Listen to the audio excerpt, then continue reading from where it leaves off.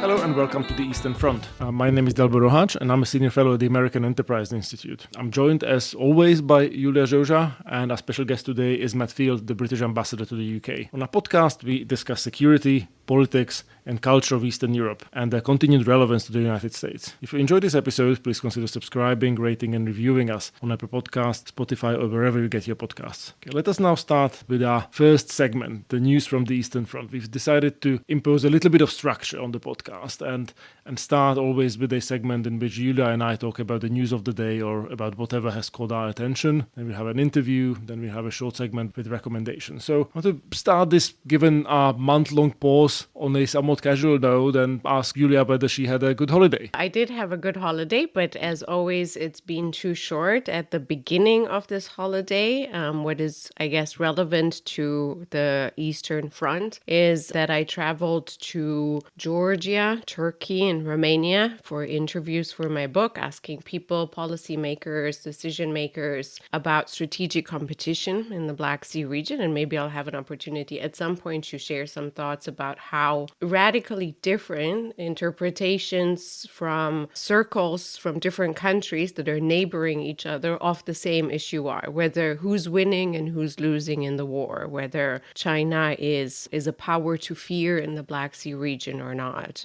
whether Iran is a power to be reckoned with or not. But that, I think, segues us well to the Georgia topic. Dalibor, you're, as we're speaking, in Tbilisi, and this summer and into the fall looks like a crucial year for Georgia too, in that we've had at the beginning of the summer with protests. I was in Georgia just after, as they were wrapping up, massive protests against the Georgian dream, the government's, the party in power policy of introducing the foreign agent law, a similar law to the so-called Russian law that basically cancels out the capacity of civil society and opposition to get funding and to work with the West. That's been sort of put on hold. But now, over the last week, we've had another shocking news, and this is the segue to you, Dalibor. In June, a few people told me that they're fearing that Georgia is on a path towards Belarusization. Does that now make sense 2 months later? I think they were right. I was shocked to hear it at that point. But Dalibor, would you give us a feel of what is happening on the ground and what people are referring to with this? Sure. Full disclosure, I've been here only for 2.5 days thus far. I've been having conversations in Tbilisi with people who are part of the, I suppose, Tbilisi political and cultural elites. So I'm not really somebody who could provide a sort of deep dive into where Georgian public at large stands on many of these issues. But every visitor to Georgia is impressed by kind of the moral clarity that you see in Tbilisi, the Ukrainian flags, the EU flags, the overall vibe of the city as one of a Western European city almost, much more so than almost any other place in the post-Soviet space. And it strikes me that Georgians at large have a very clear kind of understanding about where they belong and what they want to do with their country. It goes back to really the first free Republic of Georgia in the immediate aftermath of the First World War, when the Georgian political class was united in its effort to make Georgia part of the community of European democracies. And obviously that effort was crushed by the Bolsheviks in 1921 at an exorbitant human cost. So that I think serves as a background to what really has been a sort of mixed bag of conversations that I've had. So on the one hand, when you look at the opinion polls, you can see that the three opposition blocs that have been forming, that have been emerging, so unfortunately there won't be one single unified opposition bloc, but those three collectively should be able to form a government after the election, and that gives some comfort to some people I've talked with. I also seen a fairly sort of blasé attitude about the foreign agents law. So I'm here at a conference which is organized by a local non-governmental organization which does receive foreign funding. Its leadership told me that they are not registering, and their friends and colleagues in other organizations of their kind are not registering, that it's only a very small fraction of the sort of NGO community that has decided to comply with the law. Today is the first day of its sort of enforcement, and they are trying to kind of force the government to do something, to see what how far they are really willing to to push it. But they are very sort of open, explicit in saying that they are disregarding this law, that they don't see as legitimate. And I mean, thus far, first day of the conference I'm attending has gone quite well. Let's see what happens tomorrow. I mean, but I don't think that there is sort of immediate risk of a sort of crackdown. Question is whether that sort of administrative pressure will escalate before the elections, or whether there is something, a la Belarus being prepared for after the election period. What is more alarming, I've been hearing from people that we should really brace ourselves for a situation in which Georgia will not have a free and fair election on October 26th. I don't want to exaggerate the threat. I'm in no position to assess the threat, to be perfectly honest with you. But the rhetoric coming from the Prime Minister saying that after the election he would ban the United National Movement, which was the party of former President Saakashvili, and that he would be locking people up and so on and so forth, that I think goes beyond the sort of normal conversation you would have, as a leader of an incumbent party ahead of elections. So I think it's a tense moment, and I think there is a great deal of uncertainty about what's coming in October. That's probably the best summary I can provide. Yeah, it is to me. I was almost sorry when I heard the news, because I felt like, even though I shouldn't be, I'm playing the sort of Western card in that in June, I thought it's an exaggeration, that people are feeling subjective about it because it's their country and they're at threat. But it seems like one more time, the people that are on the ground have reason to not exaggerate and to warn us about this. And I'm glad to see that over spring and summer, the measures that have been taken by both the United States and the EU were based on advice from Georgian experts and from Georgian policymakers. But then if you're asking them, I think, Dalibor, you're hearing the same. They're saying, yes, you're listening to us, the West, that is, but sometimes it's too little too late for reasons that are understandable, that it's just hard to believe that in this context of 2024, with a war, with everything going on in the region, and of course strategic competition at a height, that such a reversibility, such a radical move is possible, and that's what we might be looking at. I think the too little too late pattern is exactly applicable. So right now, I think the US has stopped all assistance that it had been providing previously to the government. I'm told it's doubling down on its support to civil society. I'm not quite sure what it means. I think Europeans are taking a more cautious approach. Obviously, getting anything done at the EU level is difficult, and I think we would have to see flagrant electoral fraud for the EU to actually sort of respond with anything vigorous. And I worry that might not be enough to deter the Georgian dream from trying their shenanigans. I think right now there should be somebody like Borrell coming here and telling people that you can't really have it both ways. It is striking. The Georgian dream has these election posters all around the city and elsewhere that show this sort of like party logo divided in half, complemented with EU stars, all in yellow against the sort of dark blue background, kind of suggesting they can have it both ways, right? That you can have Georgia as part of the EU, part of Europe, making progress in its accession process, while also embracing these authoritarian practices at home, and while also serving as a laundromat for Russian money, while also serving as a vehicle for Chinese interests. And somebody in the EU should be able to say, well, no, it actually can't work that way. Let's hope that we're also heard in Brussels. This, I guess, segues us to another topic. Usually on the Eastern Front, we don't have a lot of good news. So there's Georgia on the very east, but there's also Eastern Germany, or former Eastern Germany, where we've had a lot of fear and almost immobilization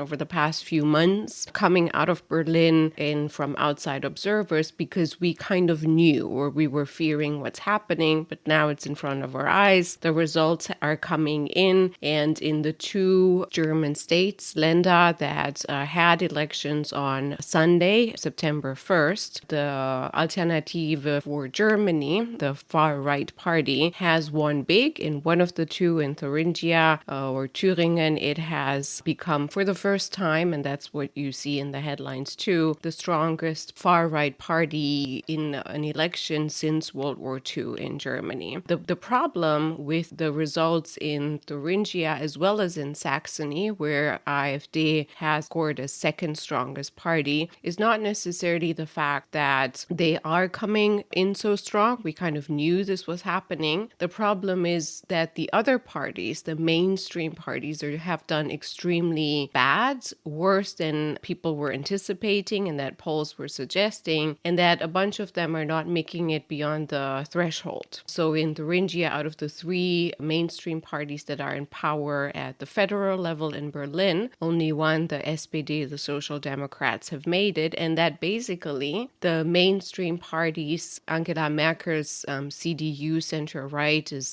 the only one that has good results, but doesn't have enough results or high enough results to form a coalition of mainstream parties. That tosses election results across the board, and the problem is that though mainstream parties have stopped themselves from entering into alliances with the AfD, we also have the rise, far less discussed in the media, the rise of the far left, or what Sarah Wagenknecht, who's the star of the show and who's scored significantly in her parties in her name, calls conservative leftism. I'm not sure what that is, but I know that mainstream media, international media, has not problematized in June in European elections, and neither is it doing now, the rise of the far left. Her party, who's well as the far left party Die Linke, are both anti-NATO, pro-Kremlin, and do not actually draw the line so significantly from the AfD, and could enter into a coalition with mainstream parties. That would move us away from the far right, but the far left is just as anti-immigration, just as anti-Western. What that would mean for political support for Ukraine, including in Berlin, is still very much out in the open. So election results complicated, but certainly very bad news for the Eastern Front. So could I ask you two questions on this? First, it strikes me that this outcome confirms the sort of futility of the effort to just keep these extreme parties away from the levers of power at any price. That what you do if you have everybody else sort of circling wagons is that they can remain the true outsiders, not ever take responsibility for anything, and just as like sponges sort of soak in the discontent of everybody with the status quo. And I wonder if one answer to the problem might not be in this election result, namely that if either AfD or Wagenknecht were able to form a coalition or enter into coalition with one of the mainstream parties or between themselves, or somehow, ascend to a position of responsibility in those respective states, would that strengthen or weaken their position going into the federal elections? Because I think it might be actually, useful to run a sort of test case in which they are responsible for whatever these local governments do, collecting trash and changing, traffic signs and that sort of stuff. And maybe it would disabuse people of the notion that these are actually competent people who can, replace sort of professional right or left of center politicians. Because continuing on this path in which you have, sort of grand coalitions of people who hate each other just to keep the baddies away, I'm just not sure it's sustainable. There's no clear answer to that, in that we've seen in both these states mainstream parties that were doing well in previous elections doing worse because they are in power. And I'm referring here particularly to some of the results of the Green Party. But that does not tell us what is going to happen in terms of results at the federal level for some of these fringe parties, because we've never seen them in government. And of course, like you were alluding to, they stayed purposefully out of it.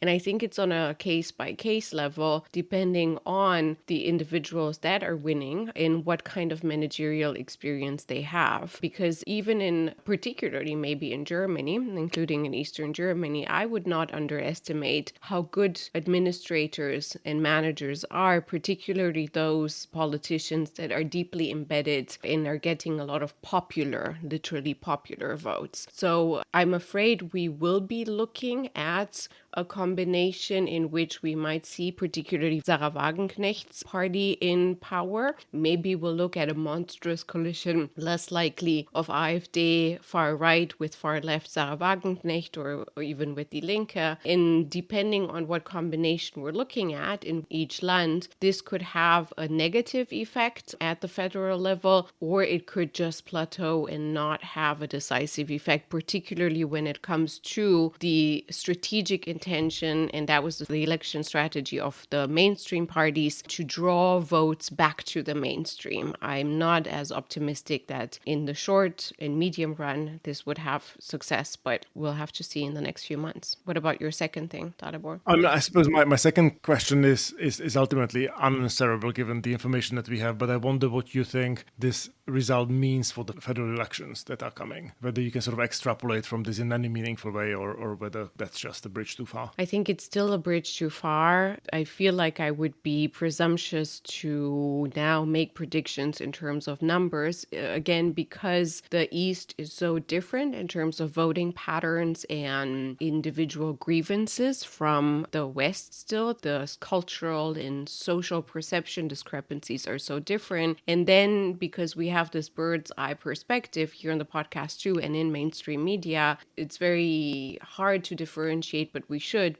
between Eastern states, former Eastern states, because it's not the same in Thuringia as it is in Saxony and so on. So can't make predictions yet. And I guess we'll have to leave it in suspense and something to look out for. I suppose so.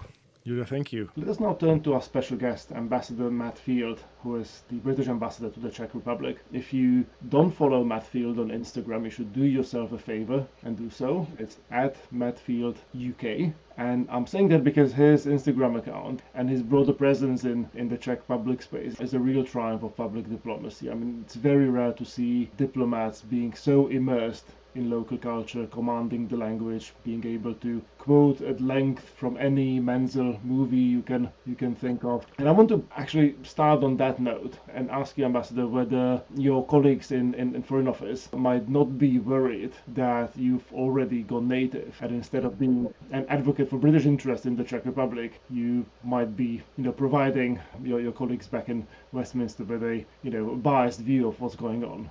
Thanks, Dalibor. Thanks, Julia. What an introduction. Really set me up there. I think you're very kind.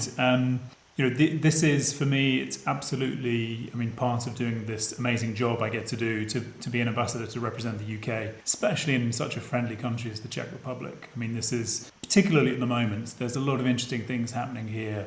And the UK and the Czech Republic have, I think, never been closer, probably, certainly not since the Second World War. So it's a great time to be doing this job. I do think there's something about the way that being an ambassador has changed in recent years, and that's not just true for me, it's not just true for British diplomats, but I think these days you will probably find more British ambassadors that are on Instagram than are off. And frankly, social media is something that's just expected, it's part of the job. So I look at a lot of colleagues around the world and see them doing great work, and I try to steal as many ideas as I can from them. But none of this makes sense unless the Czech response is positive, and it has been from the first day, and I feel very lucky to be here. Well, but it's not just about the social media, but it's really about the real immersion in the local culture and language, which can be quite quirky for foreigners. I don't think everybody is kind of attuned to the Czech sense of humor and connect quite well. You previously worked in Bosnia. I assume the sort of approach that you've taken there was quite similar. Is this becoming the sort of new standard in Foreign Office, that diplomats are sort of expected to rise to this level of kind of cultural affinity for the place they are going to? Because it's certainly not the standard across all foreign services of allied countries. Much respect that I have for many American diplomats across Europe and elsewhere. This is really coming across as unique, and one has to wonder whether that might be related to the UK trying to reassert its global role post Brexit and build bridges in these sort of bottom-up, culture-driven ways. Yeah, so I think, there's a few things there. One is, we've always been very lucky in the British Foreign Service. We tend to have language training, so we've often trained up our diplomats to speak the local language. So I had a few months between leaving as ambassador in Bosnia to coming here. I've got to say the Czech language is a pretty headache-inducing, tough one. It is not easy. I think if anything, and I know some Slavic languages already, but it's been tough. But I think for that reason, any progress that you do make is really appreciated. So I've tried as much as possible to throw myself into it. One thing I know from previous postings is you can't be worried about making mistakes if you're going to really get stuck into the language. So I feel like that is something that's been the case for a lot of British diplomats for a long time. We've got colleagues, again, all around the world that speak amazingly tough languages. I think part of maybe what we are trying to do, though, is not just communicate sort of one way what the UK message is. Clearly, my job is to be the UK ambassador. That's what I'm doing. I'm here to promote the UK interest here. But a lot of those interests in a country like this, it's actually about partnership. It's the same interest. It's making both our countries safer, both of our countries supporting Ukraine for our own protection, increasing trade, increasing people-to-people links. So there's kind of a mutual benefit there. And then your point about sort of getting to know the place and maybe that risk of going native, I think it's just part of this amazing privilege to get into the country, and when there's a lot to understand, there's a lot to read, there's a lot to watch, a lot to listen to. And one of the nicest things about social media is that it allows you to have a conversation with people. So it's not one-way projection, but you actually get to hear from people. So the film recommendations, what I should read, what I should be listening to, I think that's all part of it. It helps me do my job better, which is still to represent the UK here. Let me change the topic a bit and ask you about politics and about Ukraine. You mentioned at the very beginning, at the first question, that your job is easy because the Czech Republic and the UK are at a peak in terms of diplomatic and political connections and relations. What they also share is having been somewhat of leaders when it comes to the support for Ukraine. I don't think there are many places that can compete with Prague when it comes to the number of Ukrainian flags and support for Ukraine. And maybe it looks a bit different in London, but the UK has certainly been perceived in the transatlantic context as trying to lead when it comes to weapons and inequality and initiatives. But now we've had general elections in the UK, and those of us who are following Ukraine, of course, have been maybe not worried, but looking at this political change with the question of what does that mean in terms of the support for Ukraine? So Labour now in power, does that mean, Ambassador, that the UK is as steadfast, that it is leading or intending to lead even more when it comes to support for Ukraine, taking a step back and letting others do more and lead? What's your projected dynamic? Yeah, so I think it's a great point. And one of the reasons that I love the focus of the podcast is because I think the eastern sort of front, the eastern flank, however you think about it, there has absolutely been a shift almost of the kind of the moral centre or the political centre has shifted eastwards within Europe. And I think part of the reason for that is a lot of countries in this region, frankly, have got it better in terms of anticipating what was the threat before Russia's full-blown invasion, warning about it, and then responding in support of Ukraine. So one of the questions I ask myself is, well, why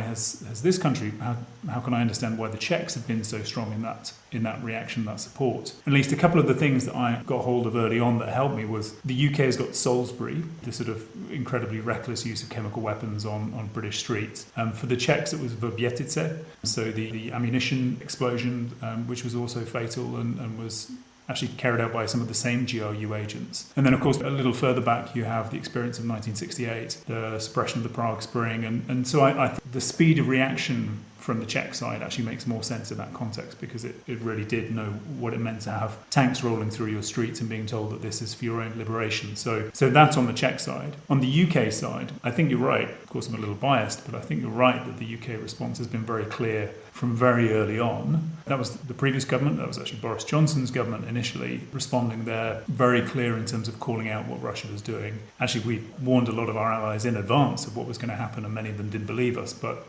there's little satisfaction in having been proven right on that. But what you have seen is very consistent, I think, support through, which then comes to the question about the elections. So what does that mean? What happens next? Well, during that 6-week election campaign over the summer, the great thing, I think, to see was that there was no debate. There was no meaningful debate about support to Ukraine. You just didn't see it in the election as a topic on which people were trying to score points against each other. And so the Labour government has come in, Prime Minister Starmer, very clear message on his first day speaking to President Zelensky. It will be at least the same level of support. Commitment of $3 billion a year, military support continues. Defence Secretary in Odessa the very first weekend. And I think that kind of message of continuity is reassuring, because, as you say, it's a logical question to ask whether that position is going to survive the transition. But, so far it's gone from strength to strength. I was just going to ask a quick follow-up question on that, looking not just at the UK in terms of future projections, but at the alliance as a whole? I feel like we are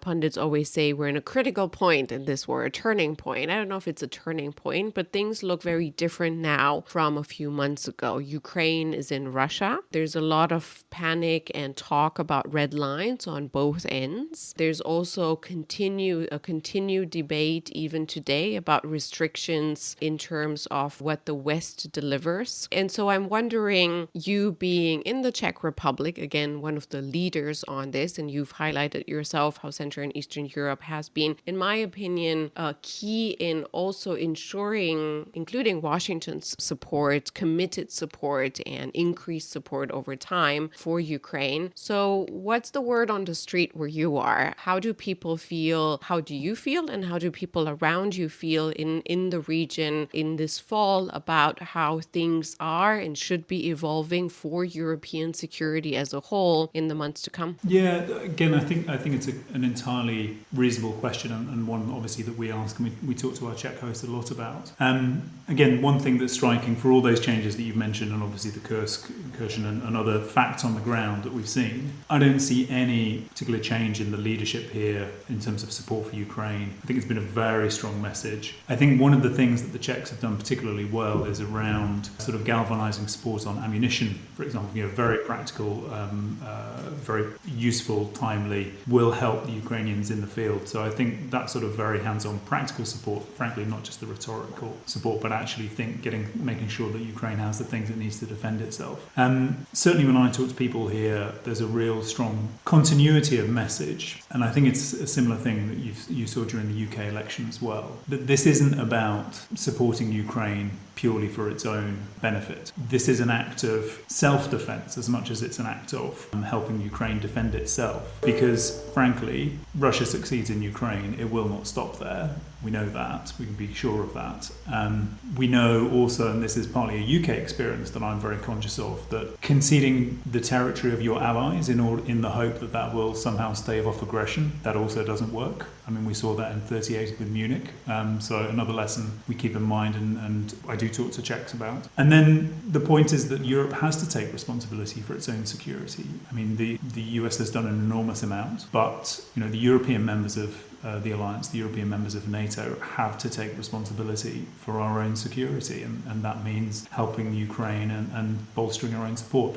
I think that was a good message coming out of the Washington summit in July. I think we will hear hopefully a bit more of that as well coming from NATO. The UK is in the majority in spending 2% on defence, but frankly we're going to go past that quite soon, and the Labour government has already said we're going to be building towards 2.5. So members of the alliance that are not yet at 2% probably do need to have a good look at themselves. But I think generally it's been a clear message, I think, any time that I talk to Czechs here, that this is not about helping someone purely for altruism. We're doing it for our own security, and that's why it will continue. If I may, I'd like to ask you a somewhat speculative question about the degree of cross-party consensus for both of Ukraine in the UK, and specifically how do you account for that? Because in practically all other Western liberal democracies, Ukraine has become somewhat of a divisive issue. I mean, it's a hyper-partisan issue here in the United States, in Germany, in France, in countries that arguably have had much the same historic experiences and should have drawn much the same lessons from history, say the rise of Hitler, etc., etc.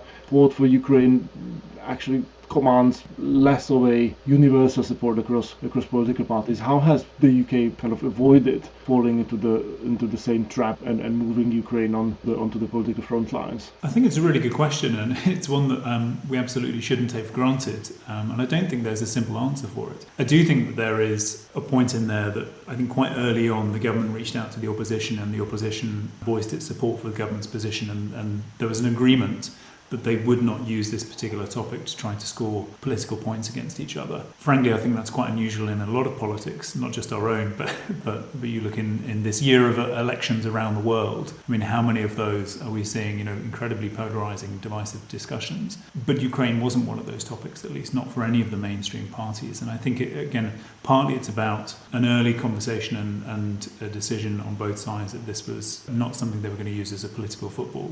I do think the British public reaction as well perhaps partly because of incidents like Salisbury, was also very strong, very clear support for the government's position on this as well. And it's continued. And I think the more that you have those Ukrainian voices explaining what it is exactly that's going on, the better. Frankly, it's something that we try to do here. There's a new Ukrainian ambassador in Prague who's very good, already making an impact and telling the Ukrainian side of events, which is what we really want. I mean, frankly, it's not for me to tell anyone what's happening in Ukraine. It's much better for the Ukrainians to be doing that themselves. And, we've had significant numbers for us of Ukrainian refugees. Frankly, it's far more here in the Czech Republic, and they've been integrated into the workplace, I think, very sensibly and very successfully, and that certainly helps. To return to the theme on which we started, I want to say again that I was really impressed by the degree to which you picked up on the quirky aspects of Czech culture and humor. I found it really striking, but then I realized that I had a long-standing theory about the Czechs, and I'm saying this as a recovering Czechoslovak in Washington, namely that the Czechs are, in a way, the Brits of Central Europe. They have a sense of their own exceptionalism and sense that they're different from their neighbors and that they know better. There was, after all, a Czech version of almost Anglo-Saxon Euroscepticism, even before we went through the sort of populist wave across the West. I mean, I interned once for the former president Václav Klaus, so I know what I speak of. On the issue of Ukraine, there is also a significant degree of cross-partisan consensus, even if you talk to people from Mr. Babiš's party, and I think you could sort of find similar parallels. Would you agree that there are these parallels that seem to run somewhat deeply, or am I just making stuff up? Is the Czech Republic a sort of easier place for a Brit to navigate at the level of sort of culture and politics than some of the other countries of the region? Yeah, absolutely. So I think there's a lot to that.